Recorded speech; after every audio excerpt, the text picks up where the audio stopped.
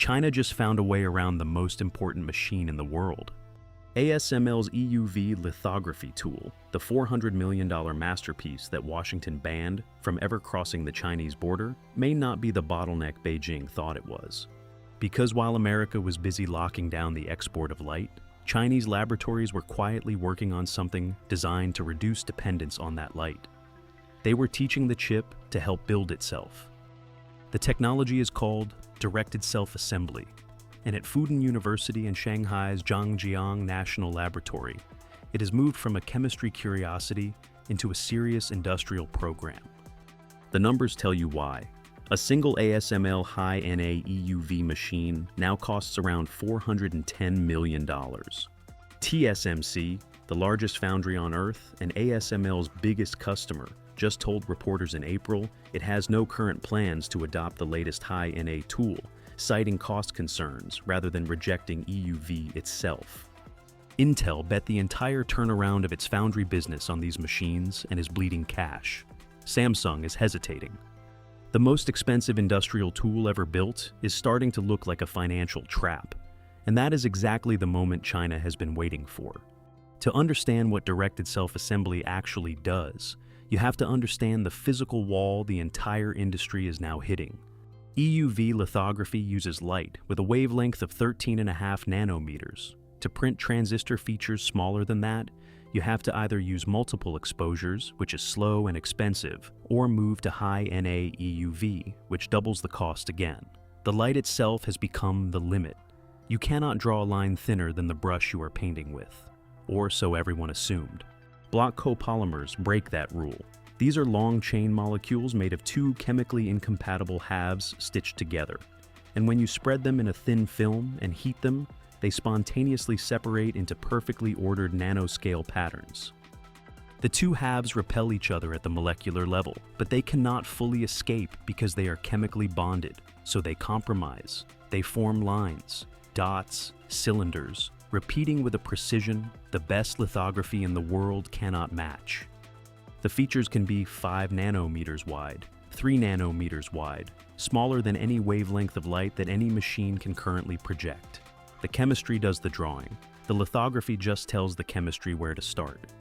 The specific polymer class doing the heavy lifting is what chemists call high-chi block copolymers. The Greek letter chi measures how strongly the two halves of the molecule repel each other. And the higher the chi, the smaller the feature size you can resolve.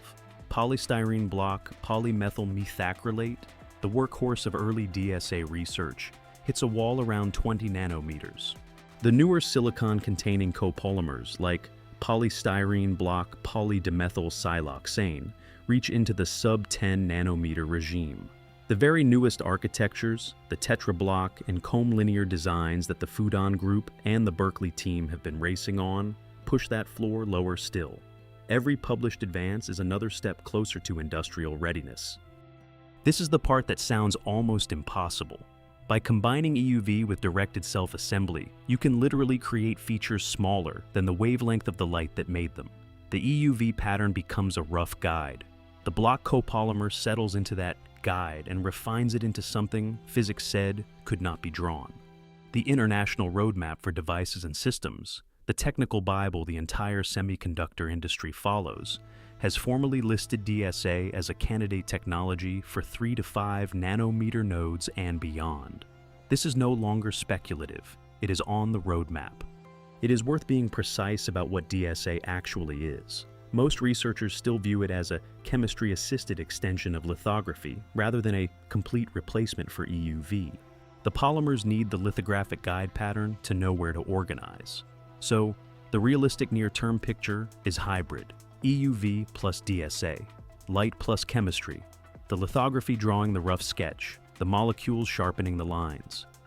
The pure chemistry replacement scenario is a longer horizon and not something any serious researcher is promising. And here is where the geopolitics gets uncomfortable for Washington. The single largest cluster of DSA research outside Western foundries is the Fudan Zhangjiang group in Shanghai. They publish constantly. They have working papers on acid-cleavable block copolymers for sub-30 nanometer line patterning on graphoepitaxy templates for contact holes at sub-7 nanometer nodes, on AI-driven optimization of the polymer recipes themselves. The funding is from the National Natural Science Foundation of China and the Key Research and Development Plan of Shanxi Province. This is not a curiosity. This is a state-directed program running on 300mm wafer pilot lines, with the explicit goal of complementing or replacing the lithography that China cannot legally buy. Think about what that means strategically. The American export control regime is built on a single assumption that advanced chips require EUV, EUV requires ASML, and ASML can be controlled. Every line of the sanctions architecture flows from that logic.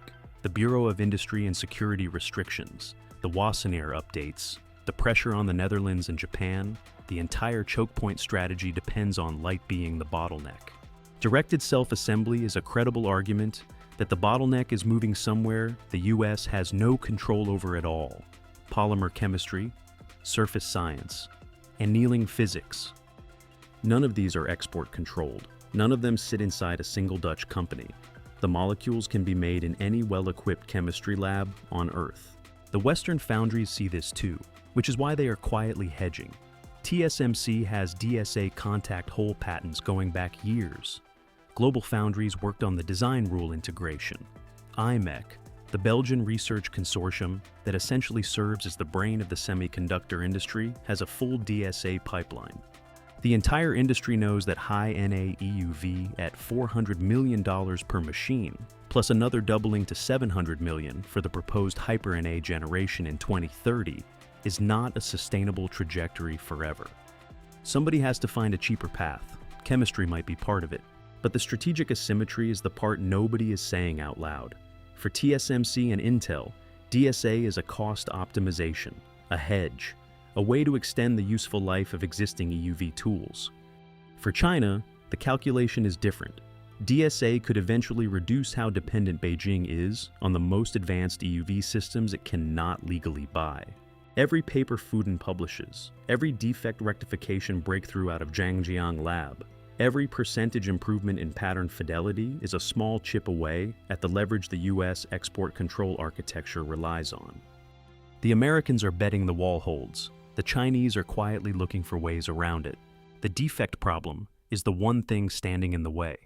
Block copolymers self-assemble beautifully on average, but on any given wafer, there are missing holes, edge roughness, placement errors, the kind of stochastic flaws that kill yield in a real foundry.